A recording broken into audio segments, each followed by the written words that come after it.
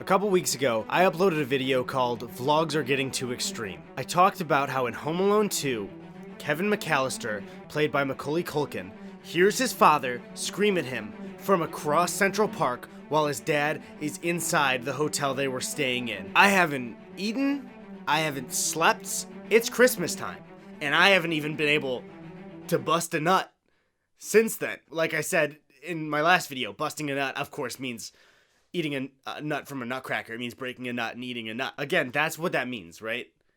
Because it would be really embarrassing if in 2 videos. I've been to Central Park, and I'm telling you that there is no way Kevin could have heard his dad scream from that distance. I have a theory that I think is pretty sound. In Home Alone 1 and 2, Kevin McCallister is an alien that came to Earth when he was a child, who his parents adopted as one of their own. It's the only way that any of this could be possible. I want to start by showing you a scene from Home Alone 1. Kevin's family, along with his uncle and their immediate family, are going to France to visit his other uncle, who has been there for work, but his kids have stayed at home for college. The uncle staying at his house is his Uncle Frank, and he's just a cheap piece of shit. That's his whole thing in the movie. Here's our first introduction to Uncle Frank. Pizza's here! There you go. That's $122.50. Oh, it's my brother's house. He'll take care of it. Honey, the pizza boy needs $122.50 plus tip. For pizza? 10 pizzas times $12. Frank, you got some money, don't you? Come on. Traveler's checks. Forget it, Frank. We have cash. Frank's wife deliberately says that they have enough money to pay for the pizza, just fully in front of his brother and his wife and his children. He's just cool with being that cheap in front of everybody. Get the kind of traveler's checks that don't work in France. Did anyone order me a plain cheese? Well, yeah, we did. But if you want any, somebody's gonna have to barf it all up, because it's gone. I shouldn't even have to point this out, but we know that Kevin's brother is a racist because he hates Kevin.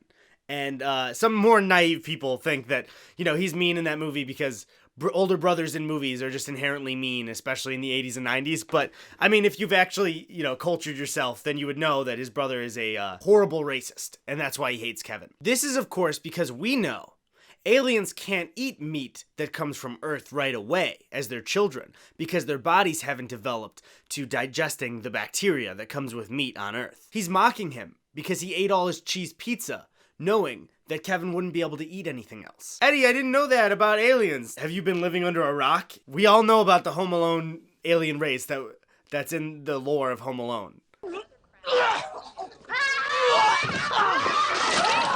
started it. He ate my pizza on purpose. He knows I ate sausage and olives and Look what onions you did, you little jerk.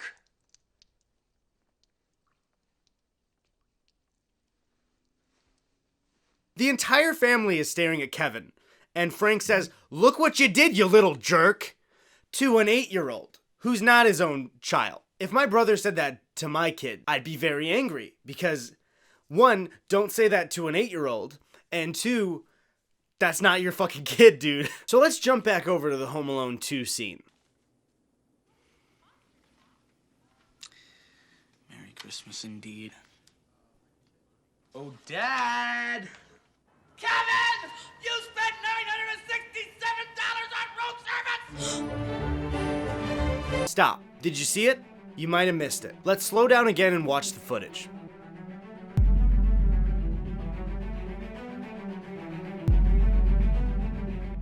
So as you can see, as Kevin's father starts to yell, Kevin's ear detaches from his body and flies to the hotel room. It's so simple. It was in front of us the entire time. Hey, Gus. Yeah, hey, what's up, Eddie? Do you remember when I talked about that Home Alone 2 scene where Kevin could hear his dad? Yeah. You can see Kevin McCallister's ear detach from his body, fly across Central Park, and go into the hotel room to hear it. And I want you to come over so we can do some experiments to help figure it out. Oh, my God. Dude, I want to know when is it going to be enough?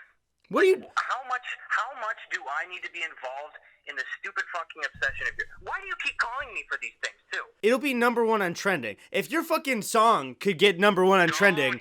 It didn't get #1. It didn't get #1. You were second to Logan Paul. So... It was #1 in Canada, you Oh, #1 in Canada. Great. So is that a no? Or are you not? That sounded like, I think a dog maybe barked in your area. I was asking if it was a no or not.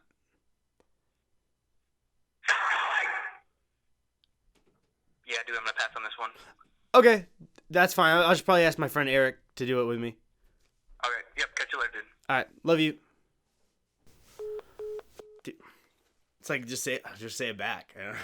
It's like we're friends. I'm trying to show him like my friendship. After I decided on my own that Gus wasn't a good fit for this video, I called on my friend Eric, who doesn't have any YouTube subscribers, and that's kind of how I value people, so that's a negative, but he was also free, and the only one who was free.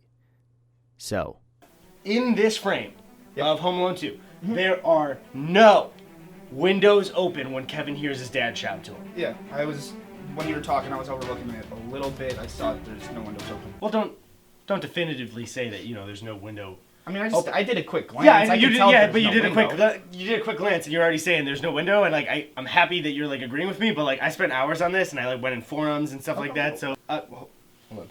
Okay. Drew just sent me the footage. I knew that I would not be alone on my feelings about Home Alone 2, so I sent the footage to YouTuber Drew Gooden to see what he had to say, and I'm positive he's gonna agree with me because it's a fucking serious issue.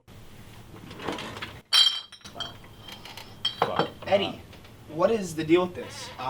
Yeah, I've been down here like maybe like 3 days. I haven't had the time to clean up or anything like that. 3 days? Should I just press start?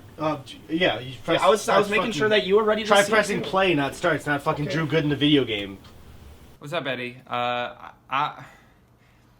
Here's the thing, man. When you first did the whole like Home Alone goof a couple videos ago, I was like, oh, that's funny. It's just like an unrelated joke, and then you went on to the rest of the video and it was fine. I thought it was just a funny bit, and then you followed it up on Twitter. You tweeted about it the other day, and I was like, oh, he's calling back to his bit. So I liked that tweet, I thought it was a funny bit. The thing is now, though, that I feel like I don't know if it's a joke anymore, dude. You're doing like a whole fucking documentary now about but do you know what a movie is? Do you think that everything in a movie has to like add up and make it's a movie? They can do whatever, and in this case it was probably intentionally like hyperbolic. It's a joke, like, oh, he's so angry he could hear him from far away. So I don't know, dude. I just I'm rooting for you. Love your channel. I'm excited to see how much growth you've gotten past couple months and stuff, and that's all great, but like this is the kind of thing that can and will ruin your career. So maybe just stop. Just stop everything that you're doing. Okay. All right, see ya. Do you think like Drew was like doing a bit or something like that? Like maybe that wasn't serious, Seemed pretty sincere. I don't think that's a bit. He totally proved you wrong. It does that's bullshit. No, like Drew doesn't fucking get it, dude. Look at this, Eric. You have two people that care for you telling you to stop. 1, 2, 3, Eddie, 4, 5, 6, 7, 8, count the 9, 10. windows. So Drew, that he was doing a bit, and the joke was that like he didn't believe in what I was doing with this Home Alone 2 thing, and haha, Drew, so hilarious. Drew just DM'd me privately. I'll show you the DM, and said that he agreed with me, and this is a real DM that Drew sent me. So haha, the video just got funnier. Good bit, Drew. All right, Eric, are you the exact amount of distance that Kevin was from the hotel in the movie? Yeah, I counted it out twice like you asked. Well, you gotta walk back and forth. You gotta count it twice because you have to be. Yeah, I get it. How many times do I have to keep reminding you during this whole fucking thing that we need to be exact? It's fucking important, please. I gotcha. We're gonna hang up the phone, and we're gonna see if Eric can hear me, just like Kevin magically heard his dad. Kevin! You spent $900 on room service? Kevin! Kevin! Hear me! And there you have. Fuck, sorry. And there you have it. I'm sure the footage will show that Eric did not hear me.